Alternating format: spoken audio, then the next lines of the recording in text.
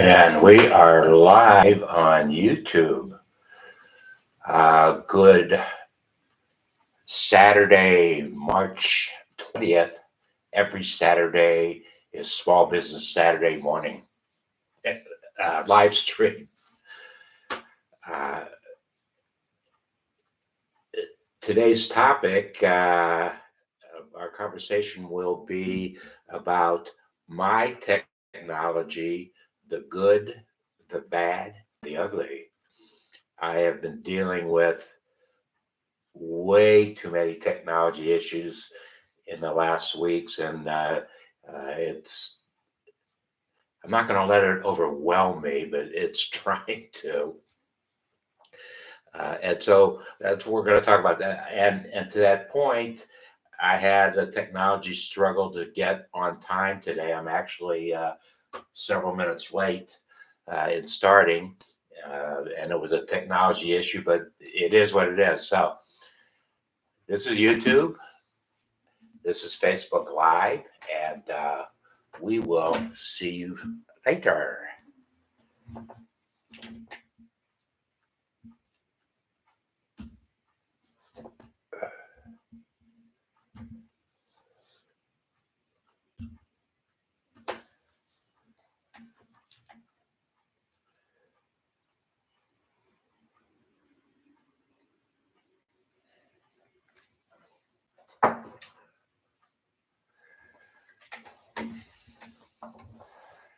And the live video has started. Good morning. It's David, and welcome to the April 20th edition of Every Saturday is Small Business Saturday live stream. Today's conversation will be about my technology, the good, the bad, the ugly. As I told live folks, it was apology that I was late in getting started, getting things set up, and this wasn't working. And it was a technology thing, and technology has been overwhelmed. The technology challenges to me in the last 3 weeks, 4 weeks, have been overwhelming, and I am actually truly being put to the task to figure it all out and get things back moving in the direction how we want them to move and where we want them to move and when we want them to move. So technology, the good, there's no question that technology has done a lot of great things. Um, I can remember back in the day, 53 years ago, when I started publishing on paper, on a printing press, somewhere around here, there's the picture of the printing press, the kind of printing press it was. And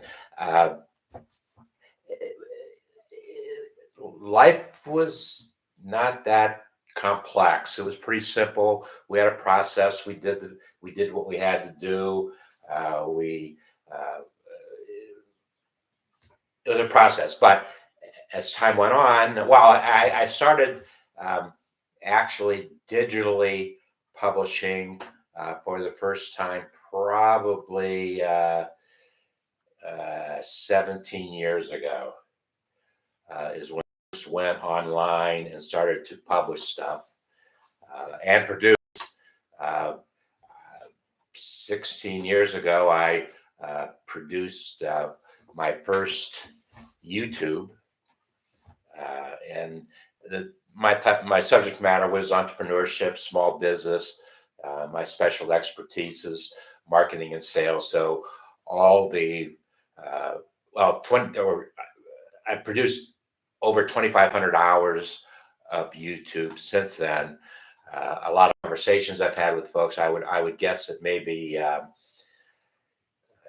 30% of the hours, 40% of the hours were in conversations. The rest were just topics I wanted to talk about. Uh, and I often did some technology things back then. Well, just yesterday, I received an email from an individual who I have been following for uh, over 10 years. His name is Jay Abraham, and he is the absolute master at what he does.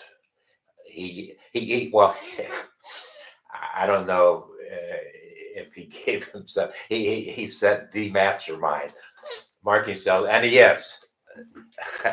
There's no question about it. Uh, but I'm on an email. Well, I actually had a conversation with Jay probably 5 or 6 months ago. Um, we were talking about, well, he did most of talking about his new book. But since the book, it is unbelievable what he is doing right now. Uh, Creating all kinds of business activity. And I would absolutely not be surprised that what he's doing right now will generate, not for him necessarily, but maybe, but for certainly people who are listening and doing what he has to say, way over $1 billion of business, way over $1 billion of cash flow, revenue being generated with all the interactions and collaborations and things that are going to be happening. And that's a great thing. That is an absolute great thing. It'll tie into something I'm going to say here in a moment. I'll say it now. Jay, certainly, if you watch him, and I do at least once a week, I will watch something that he is doing or done or whatever. And I learn. I get new information. I get new ideas. Well, he sent an email that I received yesterday, not just to me, but I am on one of his A lists. I don't know how many A lists he has, but I'm on one of them, at least one of them. And he went on to describe the things that if you listen to this free webinar, I guess he still calls them webinars, um, that he will discuss, and he listed 8 bullet points of things that resources that businesses have and aren't necessarily using them right. And if you listen to what Jay has to say and how he's going to be saying it, you will have opportunities to double the cash flow of your business, double the revenues that are being generated of your business. Doesn't say anything about the operation of your business. It's just talking about the cash flow, the marketing and sales dollars that your business entity venture will generate. So I said, "Wow, that's great stuff," and uh, I am going to build conversations in the Celebrate Business Project 2024 Marketing and Sales Value Experience, which we are doing. We're in the middle of it, where it's going. Um, I am going to, with anybody that gets involved in the project in their markets, they will then become a part of a larger community, and in that community, I will talk about those things that Jay has, and I should make it very clear in this email. In order to get invited, you needed to generate at least $5 million of cash flow revenue in your business. That was a requirement to attend, and so there'll be a lot of folks that would love to attend, but don't qualify.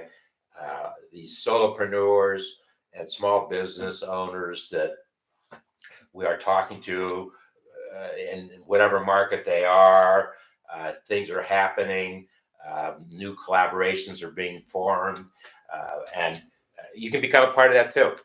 Uh, if you want to just become part of it on your own and no financial uh, commitment, uh, unless you want to, there's opportunities, but we call those ambassadors, and we have a private community for the ambassadors, which we will talk about things happening in your market, and you will talk about and we'll share those with things that are happening in other markets, and maybe we can, not maybe, we will uh, get new energies going as soon as we get these conversations in place.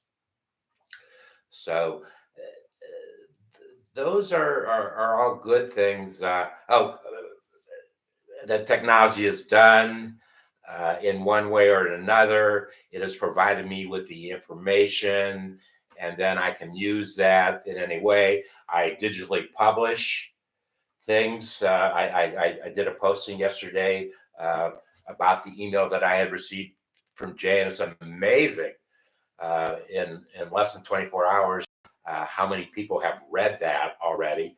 Uh, and I posted it in LinkedIn, and I just there's at least 25 folks that have paid attention to that. So there's energies moving, uh, uh, but today, and I had to get things moving on it. Uh, my friend Barbara Weltman, in her um,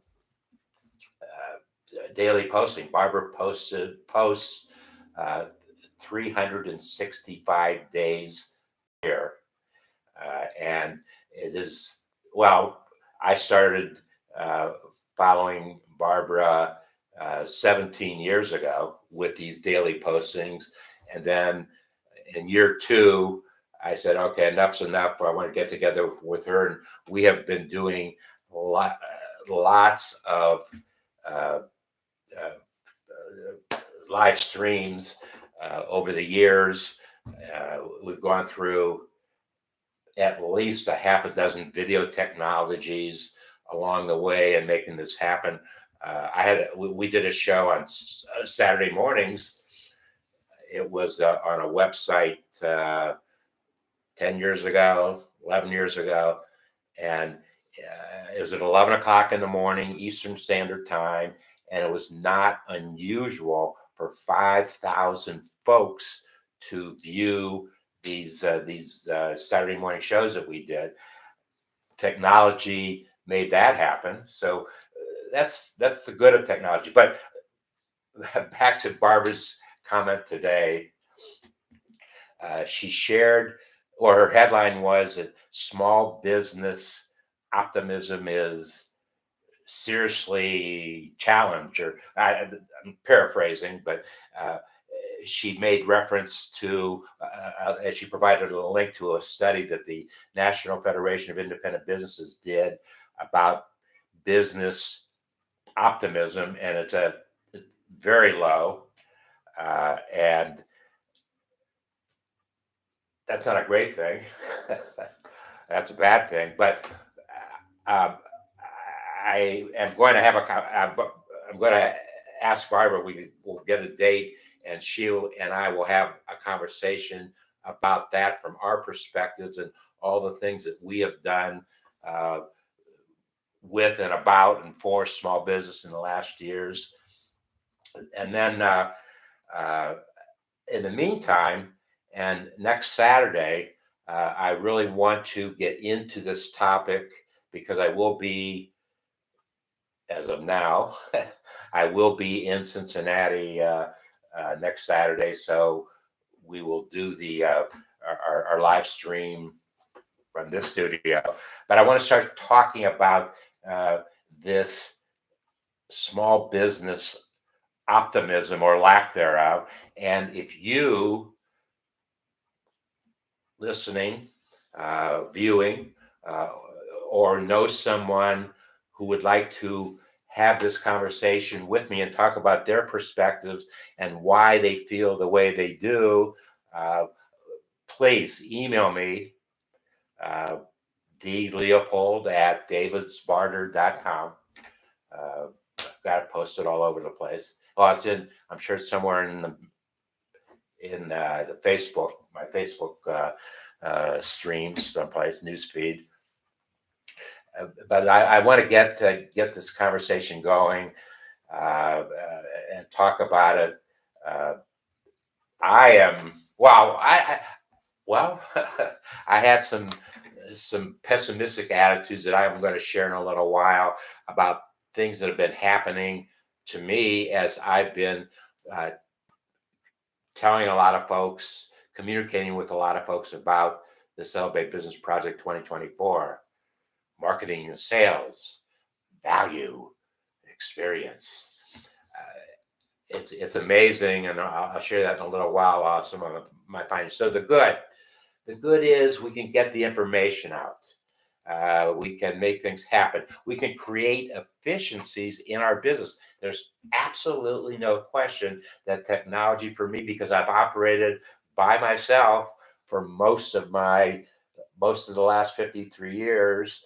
I had a staff of folks 1 year in 1978, 79, and uh, other than that, I've operated by myself, so I needed technology to help me to create efficiencies in the way that I did things, which is absolutely mandatory if you do it by yourself. I only recommend it if you're a very disciplined person. It's not going to work otherwise. So, uh, the bad. Uh, well, the first bad for me was, we'll talk about the bad of the technology, the equipment, the tools that we use to communicate with the rest of the world. Uh, in the last 3 weeks, uh, I could not get into the front door of the computer that I'm now using as my front door. I could not get into it. Went up to uh, my friendly Apple store up the road and had one-to-one experiences with at least 5 of the geeks uh, who operate in their bar in the back end of the store. Uh, Good folks, great folks. Uh, Really want to. Well, they've got a great product, and they want to keep it working for folks. Well, I presented them with a problem, a challenge that I am sure they don't deal with too often. Well, I could tell it took so many people to get it to happen and make things finally happen. But we had to blow up. I, Literally, they took the computer in the back room, blew it up, meaning destroyed the operating system as it existed, then recreated it, uh, hopefully updating it to today's versions, wherever we are today in technology. Too early for me to know that, but I had to, in the process, I had to make the decision, and I didn't make it the first. I went home to think about it after I was told, but in doing that process, blowing it up and recreating, I would lose all the data that I had stored previously, and I, before I had much time to think about it, I didn't want to make a decision right there in the store. So I came in, when I thought about it, I said, well, my iPhone has all the same data that my MacBook Pro has, so that's not an issue. And at that time, oh Lord, my Chromebook, a Google product, uh, uh, Google technology, top to bottom, Google browser, Chrome browser. The Chrome is, well, it's Google's, but it's a very, very difficult browser to work with. So 3 weeks ago, I had three computers. I had the MacBook Pro in front of me. Back there, I had my Chromebook. Over here, I had this HP with Windows. And I did not want to go to a Windows machine. It was a backup machine because, well, I was a Windows user until Windows 7,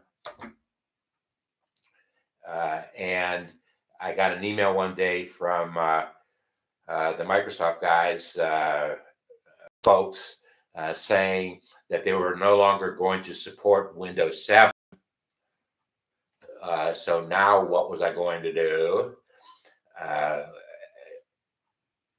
I had a conversation with my son Jordan, and he had always been, still is, well, still does, uh, a Mac user, an Apple user. He's been doing it for many, many years. And at that precise time, he said, Dad, because of I know how you operate and what you do and what you need. Sarah just bought me a month ago a Chromebook, and I love it, and I think you will too. So I bought it, and the Chromebook that I had to take out of service uh, last week. It was the third one that I had. Uh, that one, I think I bought that new, and it didn't take long that it was well. They were updating, and it was going to lose at some point in time. And I was told maximum a year that would become a useless machine for the things that I'm doing, for the real time things that I'm doing. And so I went to set it up and do some testing and move machines around because I had to. And I all of a sudden my Chromebook, the power plug had come out somehow. It's not too difficult for a power plug to come out in this environment, but it came out. I didn't know it.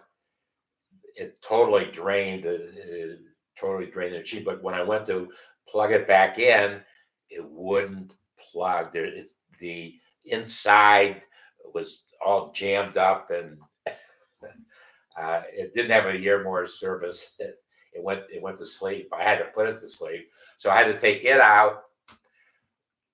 Now I've got two computers, a Windows that I didn't want to use, but now I'm forced to use, and learning more about Windows. Which the one thing I don't like about Microsoft, and they didn't used to do it because I would have left them sooner if they did. I'll be doing something, and they will give me a pop-up window, and they are always trying to sell me something. Always. They did it today. We see that. Well, yeah, you see it. It's your operating system, and I'm going to have to. Well, I'm going to have to get around, because I'm not going to invest more money to make that machine work. But I did make.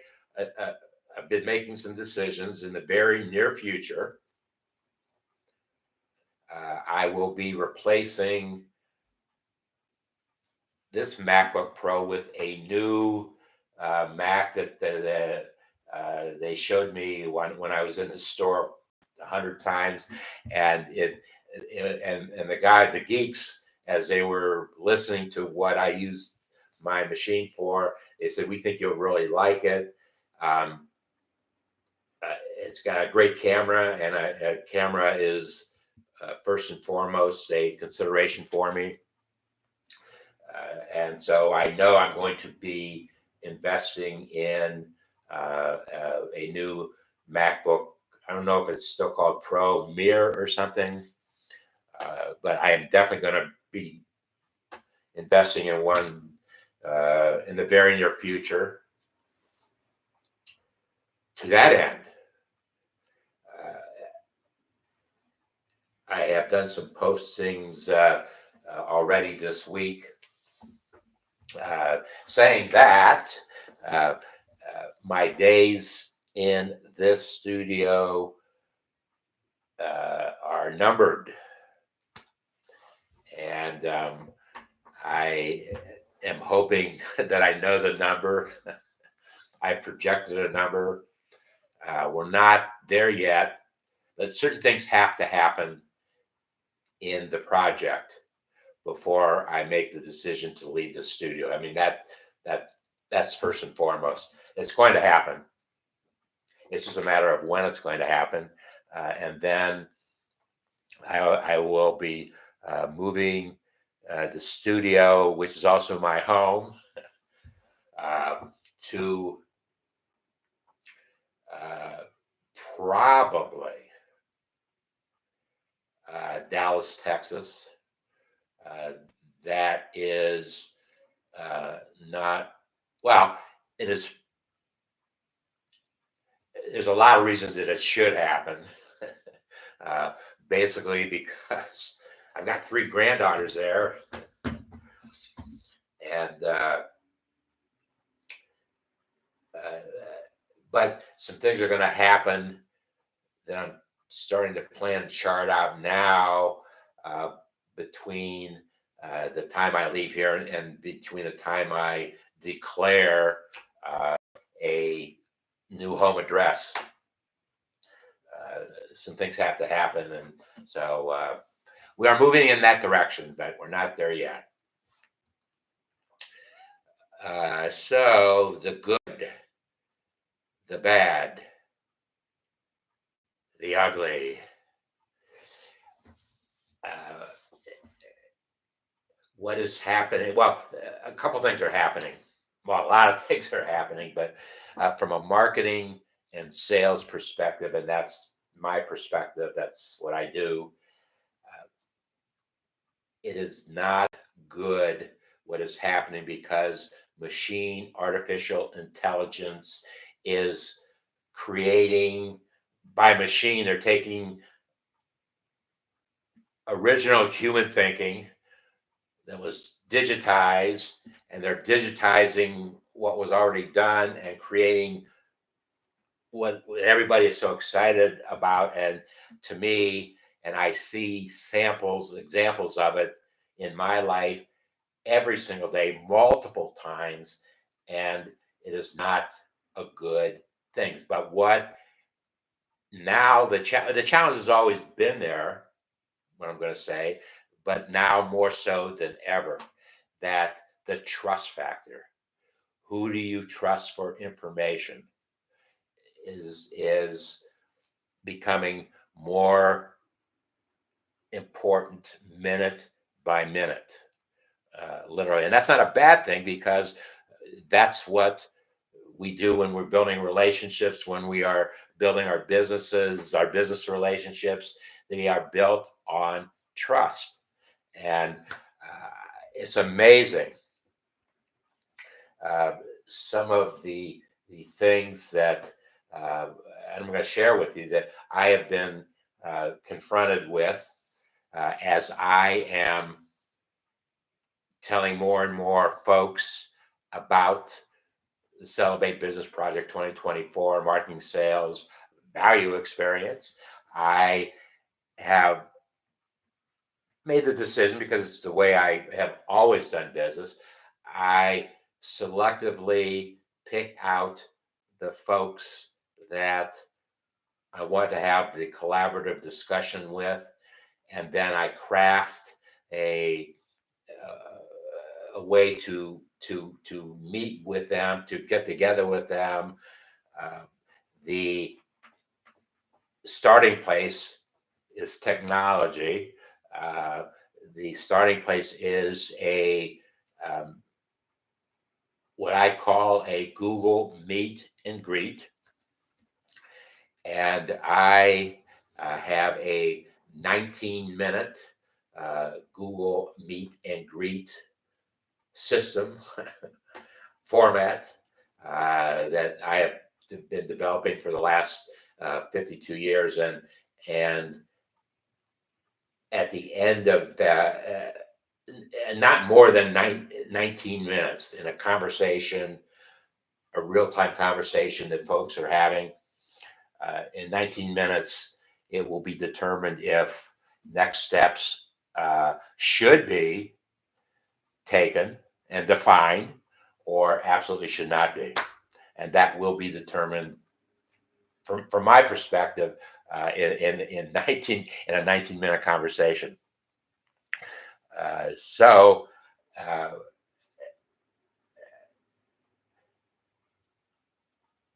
that's how we start to develop a trust. So I have, in the last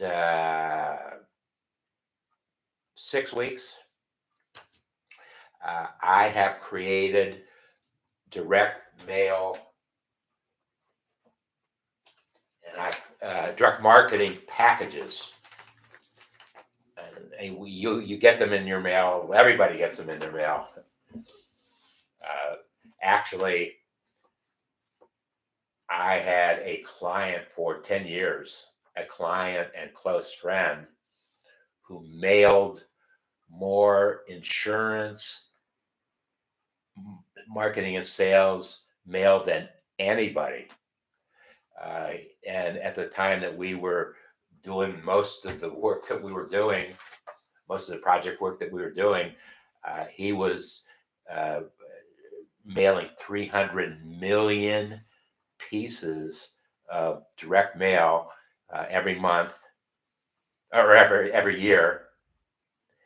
And his direct mail piece package had about up to six different pieces in it. That's how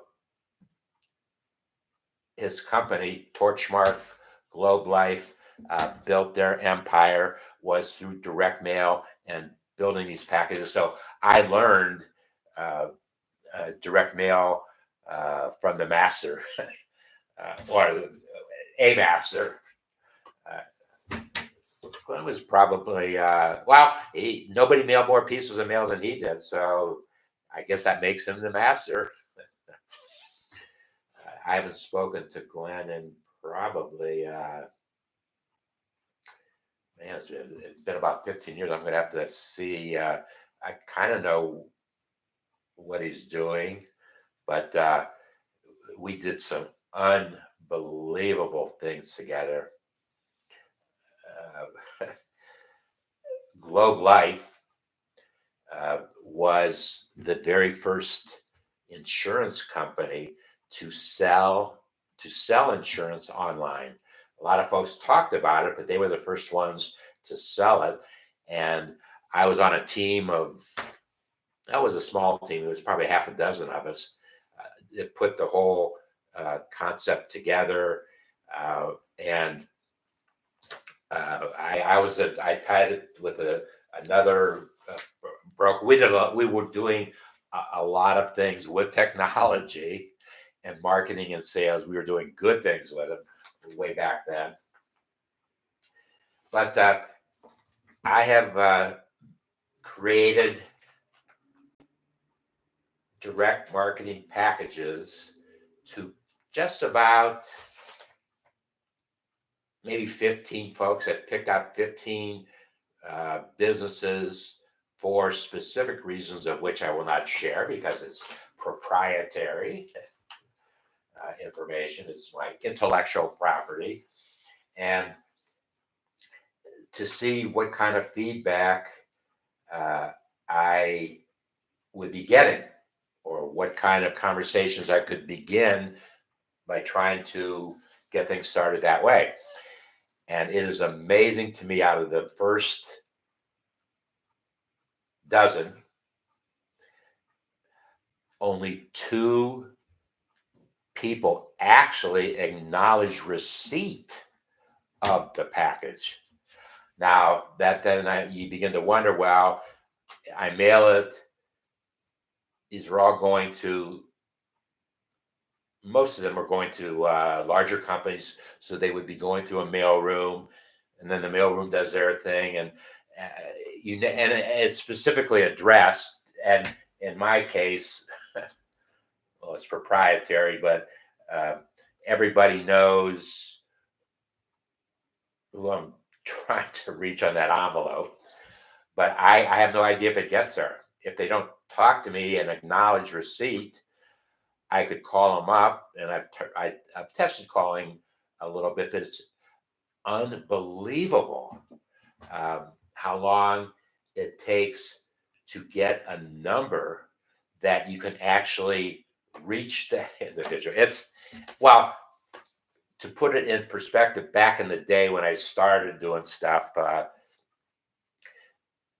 we didn't have the problem. Well, if we did a proposal, and somebody saw and realized that it was creative and it was something that they weren't doing, they might not necessarily accept it, but they would tell you and let you know, however, back in the days, that that is not going to work for them. Now that could open a door. Well, okay, if that's not going to work, conceptually, are we headed in the right direction? Wow. So at least there was acknowledgement of you sharing your expertise with another company.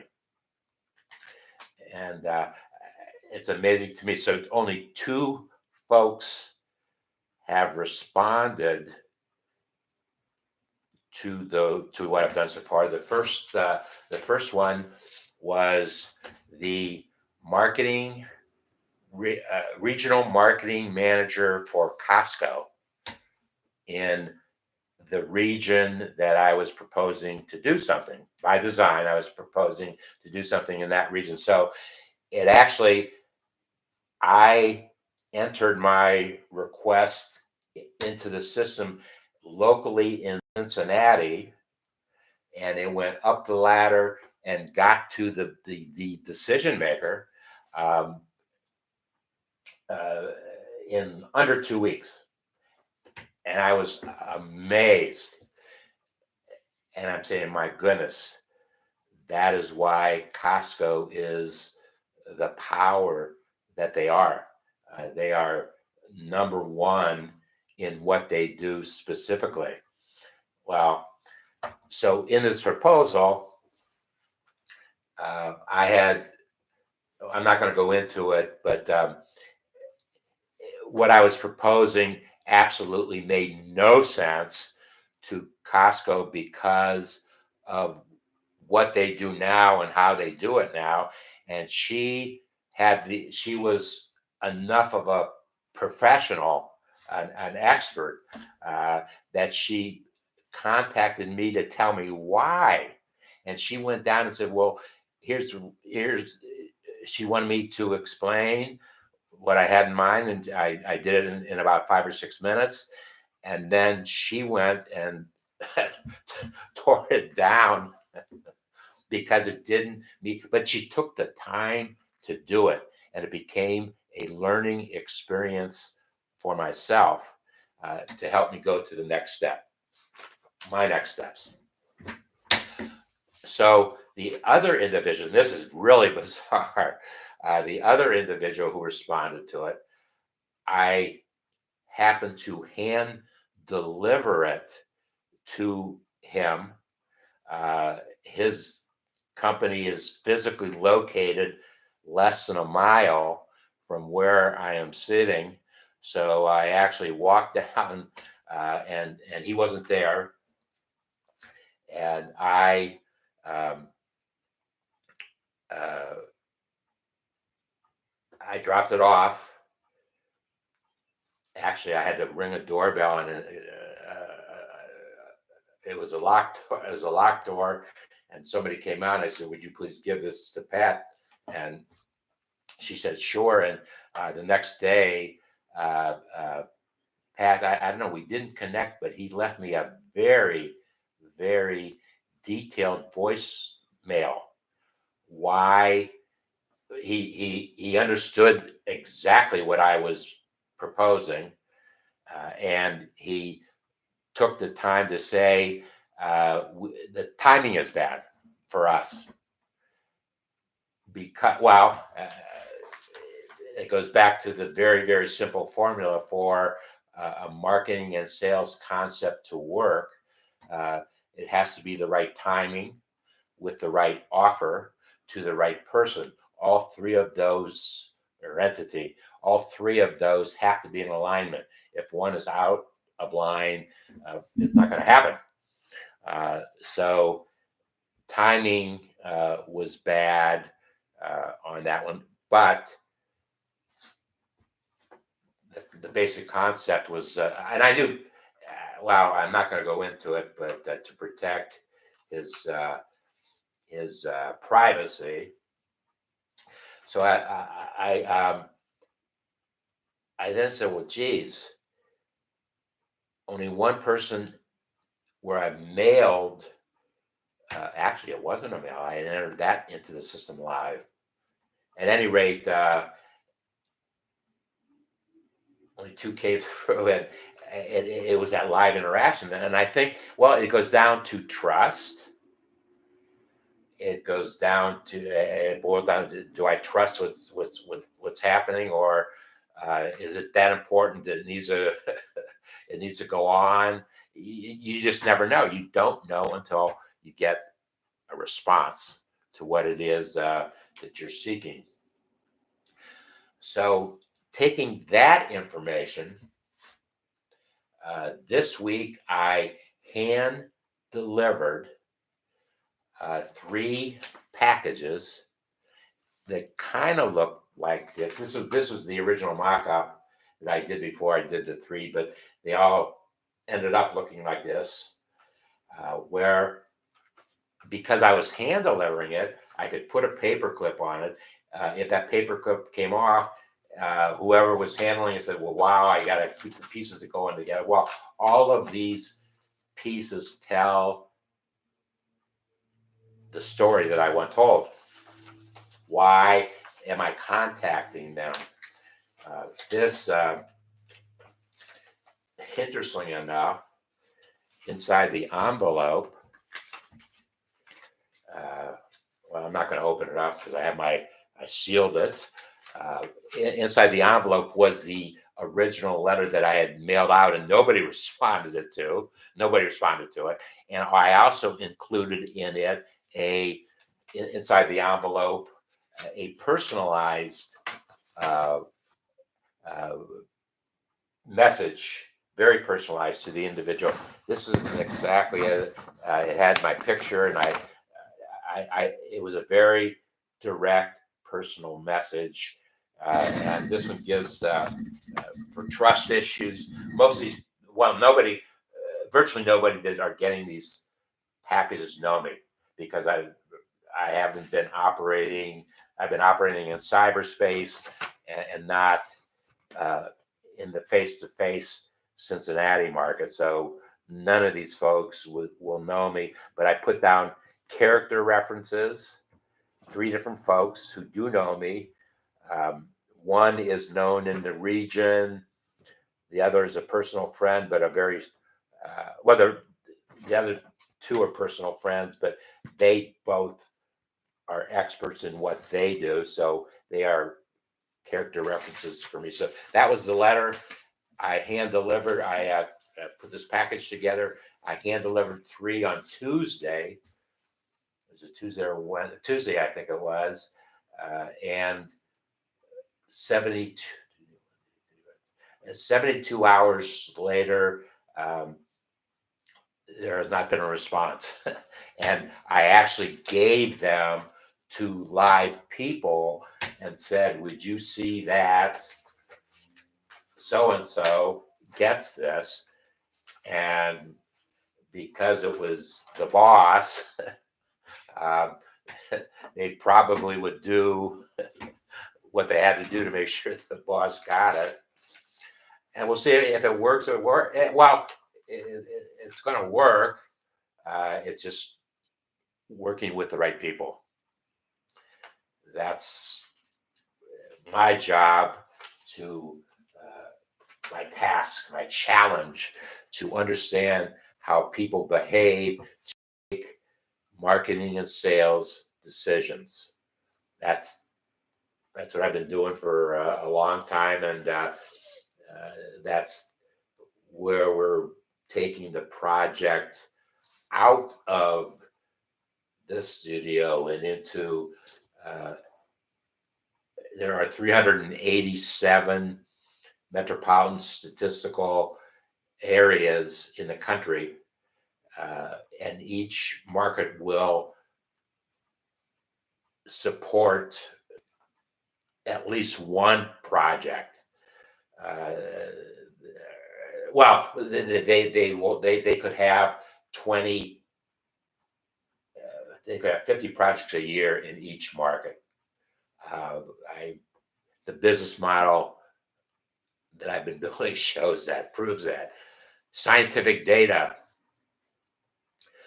So that's what this is why. Well, this is one reason why I celebrate business, because it's fun for me to be challenged to try to understand how people behave uh, in making marketing and sales decisions.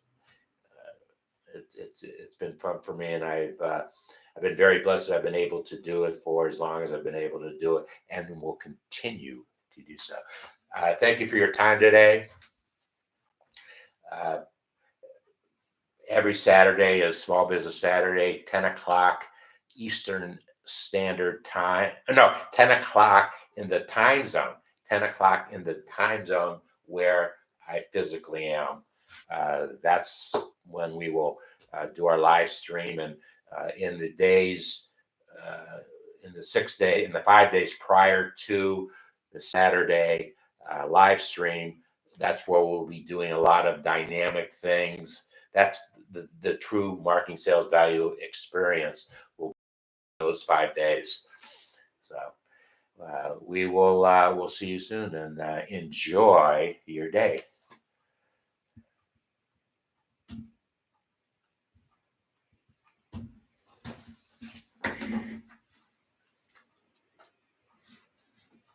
You two folks, sorry to blind you. Thank you for your time, and enjoy your day.